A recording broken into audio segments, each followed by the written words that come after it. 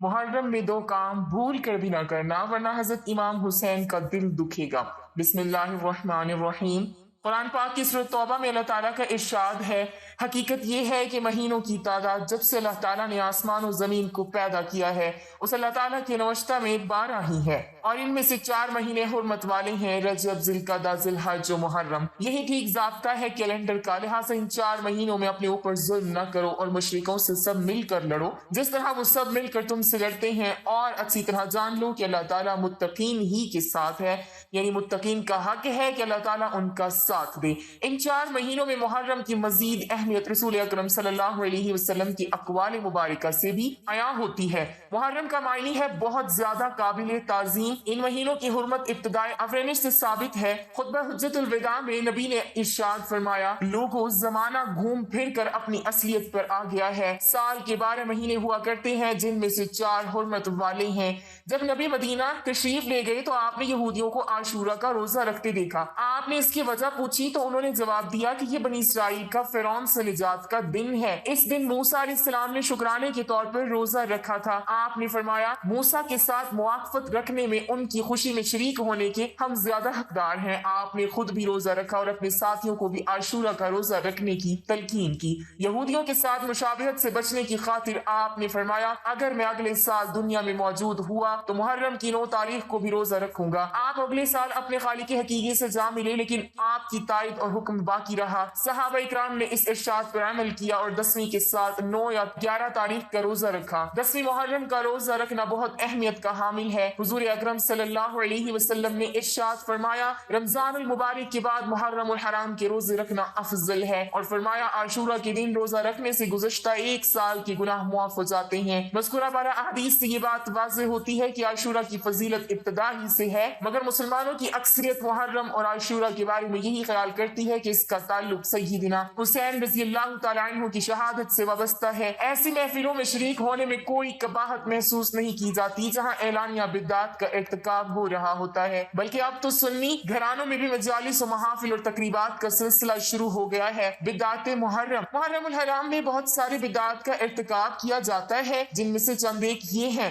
रोजा रखने की बजाय असर के बाद का फाका करना, नूहा और मातम, गिरिया उजारी, सोग में काले कपड़े पहनना, रिश्ते तय न करना, मुहर्रम में शादी न करना, नए कपड़े न सिलवाना न पहनना, कपड़े उलट कर पहनना, बिस्तर की चादरें उल्टी करके बिछाना, चारपाई उलट कर रखना वगैरह। नूहा और मातम, नबी सल्लल्लाहु अलैहि वसल्लम ने फरमाया, जो मातम करे, रुखसार और मुंह पीटे, गिरिबान फाड़े, जाहिलियत की तरह बैंड डाले, वो हम में से नहीं। मैं उससे बेजार हूँ जो मातम में सर के बाल मूंडे या बुलंद आवाज से रोए या कपड़े फाड़े। नबी अकरम सल्लल्लाहु अलैहि वसल्लम ने नुहा करने वाली और महफिल में शामिल होकर गौर से सुनने वाली औरत पर लानत भेजी है। 2 बातें मुसलमानों में कुफ्र की हैं, नसब में तान करना और मैयत पर नोहा करना। उम्मत के तमाम उलमाए हक का इस बात पर इत्तेफाक रहा है कि नूहा और जाहिलियत के तरीके पर बैन करना हराम है। अल्लामा इब्ने हिजर मक्की अस्सवाइकुल महक्का में फरमाते हैं, इस बात की बहुत ताकीद है कि इंसान रवाफिज की बिदात में मशगूल होने से परहेज करे, नोहा, मातम और बैंड डालने से अपने आप को बचाए, इसलिए कि ये सब आमाल और अफाल शाइस्ता ईमान वालों के इखलाक के मुनाफी है। अगर नूहा और गम जायज होता तो रसूल अल्लाह की वफात का दिन उसका ज्यादा हकदार था। शाह अब्दुल हक मुहद्दिस दहलवी लिखते हैं, अहले सुन्नत का दस्तूर ये होना चाहिए कि आशूरा को फिरका राफजिया की निकाली हुई बिदात मसलन मरसिया, मातम और नूहा वगैरह से एहतियात करें, ये काम मोमिनों के नहीं। अगर ऐसा जायज होता तो नबी अकरम सल्लल्लाहु अलैहि वसल्लम की वफात का दिन सबसे ज्यादा गम का दिन है। शेख अल इस्लाम इब्ने तमीमा मिनहाजुल सना में फरमाते हैं, राफजियों ने आशूरा को मातम का दिन बना लिया है। नूहा के शेर व अशार पढ़ते हैं, प्यासे रहते हैं, रुखसारों पर तमाचे मारते हैं, गिरबान और कपड़े फाड़ते हैं, कुफ्फार की तरह चीखते चिल्लाते हैं, ये सब बिदात हैं। सोग के हवाले से भी शरीयत ने रहनुमाई फरमाई है। इस हवाले से शरीयत की तालीमात दर्ज झैल हैं। रसूलुल्लाह सल्लल्लाहु अलैहि वसल्लम ने फरमाया, जो औरत अल्लाह और क़यामत के दिन पर ईमान रखती है उसके लिए जायज नहीं कि मैयत पर 3 दिन से ज्यादा सोग करे। हाँ, अपने खाविन के फोत होने पर वो 4 माह 10 दिन सोग मनाएगी। गोया किसी भी मैयत पर 3 दिन से ज्यादा सोग हराम है। बेवा औरत पर 4 माह 10 दिन से ज्यादा का सोग नहीं। इस मुद्दत के बाद उसका सोग में रहना हराम है। खिलाफ सुन्नत काम करना हर मुसलमान के लिए मना है। हर वक्त और हर लम्हा उसवे रसूल की पैरवी लाजमी है। अशरा मुहर्रम में ज़ेब ज़ीनत से दूर रहना, शादी न करना, इजहार गम में नंगे सर और नंगे पाँव या नंगे बदन रहना शैतानी सोचों का नतीजा है। नबी एक बार जनाजे पर پر تشریف لے گئے آپ نے کچھ لوگوں کو دیکھا کہ انہوں نے اظہار غم کے لیے اپنے اوپر سے چادریں اتار رکھی ہیں. آپ نے فرمایا کیا تم جاہلیت کا کام کرتے ہو, جاہلیت کی رسم کی مشابہت رکھتے ہو؟ کفار سے ملتی جلتی رسم چاہے وہ خوشی کی ہو یا غم کی مسلمانوں کے لیے ہرگز جائز نہیں. مرنے والے کی مرثیہ خوانی سے رسول اللہ صلی اللہ علیہ وسلم نے منع فرمایا ہے. مرثیہ خوانی کرتے کرتے لوگ ہجوں پر اتر آتے ہیں, ایک کی محبت میں شدت ظاہر کرنے کے لیے دوسروں کی ہتک کرتے ہیں. محرم میں جو مرثیہ خوانی کی مجالس منعقد ہوتی ہیں ان میں صحابہ رسول صلی اللہ علیہ وسلم کو گالیاں دی جاتی ہیں. رسول اللہ صلی اللہ علیہ وسلم کا فرمان ہے میرے اصحاب کو گالی مت دینا, اور فرمایا ڈرو اللہ تعالیٰ سے, میرے اصحاب کے بارے میں ان کو میرے بعد تان و تشنیع کا نشانہ مت بنا لینا, یعنی ان کی برائی نہ کرنا. جو ان کو دوست رکھتا ہے وہ مجھے دوست رکھتا ہے, جو ان سے دشمنی رکھتا ہے تو گویا وہ مجھ سے دشمنی رکھتا ہے. علامہ غزالی احیاء العلوم میں لکھتے ہیں صحابہ اکرام رضی اللہ عنہم کے باہمی اختلافات اور نزاعات کو مجالس میں بیان نہیں کرنا چاہیے, کیونکہ یہ بشری کمزوریوں کو زیر بحث لانے سے صحابہ اکرام رضی اللہ عنہم کے بارے میں کینہ پیدا کرنے کا باعث ہے. ہم تک دین ان کے ذریعے سے پہنچا ہے. صحابہ اکرام رضی اللہ عنہم ہمارے محسن ہیں. حضرت شاہ عبدالعزیز محدث دہلوی فرماتے ہیں ان محفلوں میں شامل ہونا چاہے کسی بھی نیت سے ہو, مثلا دوستی نبھانا درست نہیں جہاں بزرگوں کی ہچو کی جاتی ہو, واقعات میں اپنی مرضی سے کمی و بیشی کر کے سنایا جاتا ہو, فرضی داستانیں سنائی جاتی ہوں. بدعتی مجالس میں شریک ہو کر ان کی تعداد بڑھانا بدعتی عمل میں شراکت ہی ہے. جو شخص کسی قوم کے مجمع کو بڑھائے وہ اسی میں سے ہوگا, جو کسی بدعتی کے کام کو پسند کرے وہ اسی کام میں شریک ہوگا. سیدنا حسین رضی اللہ تعالی عنہ کے بارے میں غلو. سیدنا حسین رضی اللہ تعالی عنہ کے فضائل و مناقب میں بہت ساری احادیث منقول ہیں. رسول اللہ صلی اللہ علیہ وسلم کا فرمان ہے حسن اور حسین جنت کے نوجوانوں کے سردار ہیں. مزید فرمایا یہ دونوں میری دنیا کے دو پھول ہیں. حسن اور حسین رضی اللہ تعالی عنہم کی والدہ محترمہ کے بارے میں نبی کا فرمان ہے فاطمہ جنت کی عورتوں کی سردار ہے. سیدنا حسین رضی اللہ عنہم کے فضائل و مناقب بجا ہیں, البتہ بات اس وقت بگڑتی ہے جب ان کے فضائل و مناقب میں غلو کر کے دیگر صحابہ اکرام رضی اللہ عنہم کو سب و شتم کا نشانہ بنایا جاتا ہے. سیدنا حسین رضی اللہ عنہم کی شہادت کے تناظر میں دیگر صحابہ اکرام رضی اللہ عنہم کو دین اسلام سے خارج کر دیا جاتا ہے. سیدنا حسین رضی اللہ تعالی عنہ کی شہادت کے بعد دنیا میں سب سے پہلے نوحہ و ماتم کرنے والا بقول شیعہ حضرات کے خود یزید تھا. ملا جعفر اپنی مشہور کتاب جلاء العیون میں لکھتا ہے جب اہل حسین کا قافلہ کوفہ سے دمشق آیا اور یزید کے دربار میں پیش ہوا تو یزید کی بیوی حمدہ بے تاب ہو کر بے پردہ دربار یزید میں چلی آئی. یزید نے دوڑ کر اس کے سر پر کپڑا ڈال دیا اور کہا کہ گھر کے اندر جاؤ اور آل رسول پر نوحہ و ماتم کرو. ابن زیاد نے ان کے بارے میں اجلت سے کام لیا میں قتل حسین پر ہرگز راضی نہ تھا. اہل بیت یزید نے زیور اتار کر لباس ماتم پہنا, صدائے گریہ و ماتم بلند کیا. یزید کے گھر 3 روز تک ماتم برپا رہا. تعزیہ و جلوس. ماتم کے علاوہ ایک خاص رسم تعزیہ داری ہے. تعزیہ کے لغوی معنی کسی مصیبت زدہ کو صبر کی تلقین کرنے, اس کے لیے تسکین کی دعا کرنے کے ہیں. کسی کی موت پر صبر کی تلقین کرنا اور ڈھارس بندھانا تعزیت کرنا کہلاتا ہے. محرم کا تعزیہ یوں ہے کہ سیدنا حسین رضی اللہ تعالی عنہ کی قبر پر بنی ہوئی عمارت کی ایک نقل تیار کی جاتی ہے جس کو سجایا جاتا ہے. ہزاروں مرد اور عورتیں اس کے پاس دست بستہ تعظیم کے لیے کھڑے ہوتے ہیں, جھک جھک کر سلام و سجدہ کرتے ہیں اور اپنی منتیں مرادیں اور دعائیں کرتے ہیں. اس کے زیر سایہ آنے کے لیے, اس کو ہاتھ لگانے کے لیے خلقت ٹوٹ پڑتی ہے کہ آفات و بلیات کے دور ہونے اور مرادیں پوری ہونے کا یہی ذریعہ ہے. استغفر اللہ. شاہ عبدالعزیز دہلوی تحفہ اثنا عشریہ باب 11 میں رقم تراز ہیں. کسی چیز کی صورت اور نقل کو اصل ٹھہرا لینا ایک وہم ہے. دنیا میں بت پرستی کا پہلا قدم اسی وہم کا نتیجہ ہے. محرم الحرام کے آنے والے ان دنوں میں ہر ایک نیک عمل کرنے کے ساتھ ساتھ امام عالی مقام امام حسین رضی اللہ عنہ کے بتائے گئے یہ 2 کام بھی کر لینا. یہ 2 وہ کام ہیں جو انسان کو اللہ کا محبوب بنا دیتے ہیں, جو انسان کے دل کا تعلق اللہ کی ذات کے ساتھ جوڑ دیتے ہیں, انسان کو اللہ کا ولی بنا دیتے ہیں. وہ 2 عمل بتانے سے پہلے ہم ایک سبق آموز واقعہ سنانا چاہیں گے. ترکی میں ایک نوجوان اپنے بوڑھے باپ کے ساتھ کسی مہنگے ہوٹل میں کھانا کھانے گیا. ماں باپ تو نہیں چاہتے تھے مگر بیٹے کی خواہش تھی کہ وہ انہیں کسی مہنگے ہوٹل میں ضرور کھانا کھلائے گا. اسی لیے اس نے اپنی پہلی تنخواہ ملنے کی خوشی میں ماں باپ جیسی عظیم ہستیوں کے ساتھ شہر کے مہنگے ترین ہوٹل پر کھانا کھانے گیا. باپ کو ریشے کی بیماری تھی. باپ بزرگ تھا,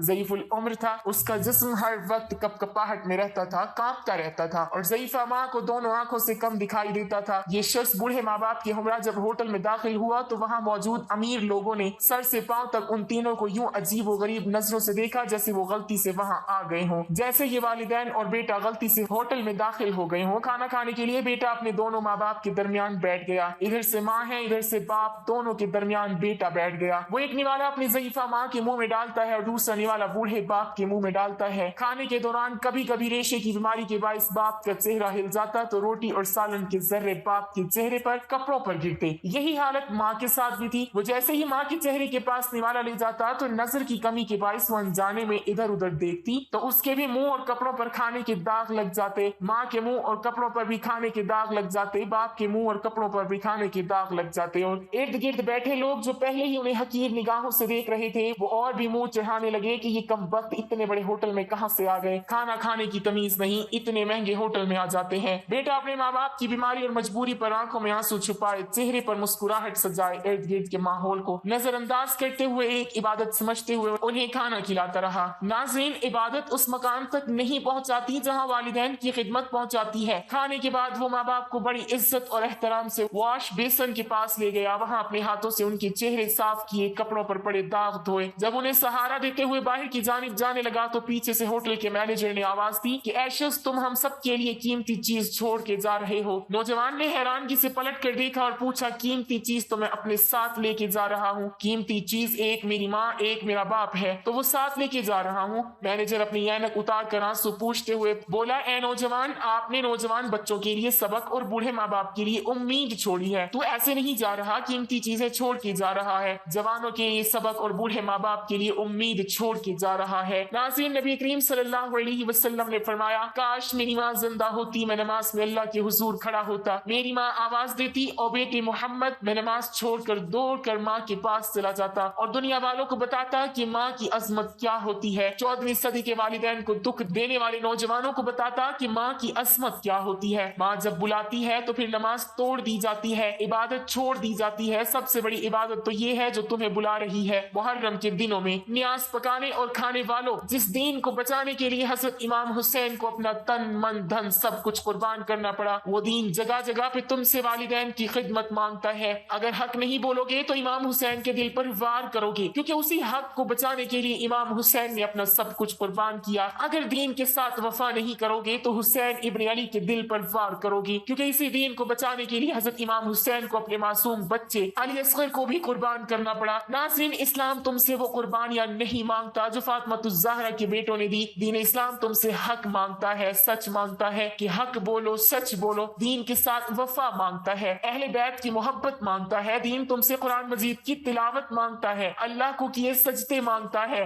آج کا نوجوان کہتا ہے جی دین پہ چلنا بڑا مشکل ہو گیا ہے۔ یہ وہ نوجوان کہہ رہا ہے جو مسجد میں آتا ہے تو آگے مخملی قالین بچھے ہوئے ملتے ہیں، اے سی لگے ہوئے، ہیٹر لگے ہوئے، کتنے ناز اور نخرے سے کہہ رہا ہوتا ہے کہ جی دین پہ چلنا بڑا مشکل ہو گیا ہے۔ ناظرین، سوچئے لوہے کی کنگھیوں سے جن کے بدن چھیدے گئے، جس حسین ابن علی کی 71 شہزادوں کو شہید کیا گیا، جس کا تن من دھن سب کچھ لوٹا گیا، اس حسین ابن علی نے تو نہیں کہا کہ دین پہ چلنا بڑا مشکل ہو گیا ہے۔ مالک بلال کے سر پہ کوڑے مارتا ہے، پتھر مارتا ہے، بلال کی زبان پر آہد آہد کے نغمے جاری ہے۔ کسی نے گزرتے ہوئے پوچھ ہی لیا، بلال عجیب تماشا ہے، تیری عجیب کہانی ہے، اور تیرا مالک ایک تجھے مارتا ہے تو آگے سے مسکراتا ہے، وجہ ہی کیا ہے؟ بلال نے مسکراتے ہوئے کہا، او میرا حال پوچھنے والے، تم بازار میں جاؤ مٹی کا پیالہ خریدنے کے لیے تو اسے بھی ٹھوک ٹھوک کے چیک کرتے ہو کہیں کچا تو نہیں ہے، اس کی آواز تو ٹھیک ہے۔ فرمایا آج میرا مالک بلال کو خرید رہا ہے اور دیکھ رہا ہے بلال کہیں کچا تو نہیں ہے، میں کہتا ہوں میرے مالک بلال کو خرید لے، کھال ادھر جائے گی، حق حق کی آواز ختم نہیں ہوگی۔ اس بلال نے تو نہیں کہا دین پہ چلنا بڑا مشکل ہو گیا ہے، جس کو تپتی ریت پہ لٹایا گیا، جس کے اوپر پتھروں کی بارش برسائی گئی، لوہے کی کنگھیوں سے جس کے بدن چھیدے گئے، اس بلال نے تو نہیں کہا دین پہ چلنا بڑا مشکل ہو گیا ہے۔ آج کا نوجوان باتوں باتوں پہ کہتا ہے دین پہ چلنا بڑا مشکل ہو گیا ہے۔ جوانوں، خدا را محرم الحرام کے دن آ رہے ہیں، اگر بے نمازی ہو تو پکی توبہ کر لینا، آج کے بعد نماز کبھی نہ چھوڑنا۔ حضرت امام حسین رضی اللہ تعالی عنہ سے پوچھا گیا، حضرت آپ کو جنت پیاری ہے یا نماز پیاری ہے، جنت عزیز ہے یا نماز عزیز ہے؟ حضرت امام حسین نے فرمایا مجھے جنت سے کہیں زیادہ نماز عزیز ہے، وہ اس لیے کہ جنت میری رضا ہے اور نماز میرے اللہ کی رضا ہے۔ اللہ پاک ہمیں بہتر عمل کرنے کی توفیق عطا فرمائے اور ہمیں نیکوکاروں میں شامل کرے، آمین۔ ناظرین، کمنٹ باکس میں اللہ تعالیٰ کے 99 ناموں میں سے ایک نام ضرور ٹائپ کریں۔